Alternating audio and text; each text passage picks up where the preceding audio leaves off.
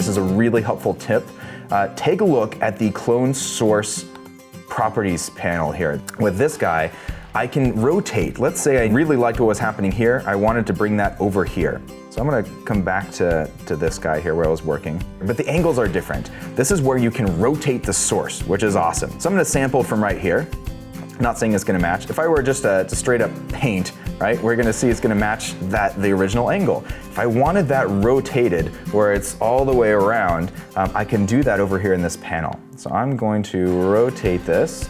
If you wanna rotate to the left, then click and drag to the left on that angle guy there. And so I'm looking at that leg of where I was taking it from, and it's pivoting around that spot. See where it's pivoting when I go back and forth? That's the spot where it's sampling from. Okay, so right about there, that's probably a little bit too much, but we can see when I start painting, so now I'll just paint too much, but we can see how it matches the angle of the rotation that I did and not what's literally there. So if I go up, see how it's falling along the edge? I'm pointing to my screen as if you can see that. It follows along the edge even though I'm going side to side. So anyways, take a look at the clone source panel. There's so many awesome little goodies in there like that. That way, if you have another part that looks good, angle doesn't look right, you have all the content you need to make it work right there.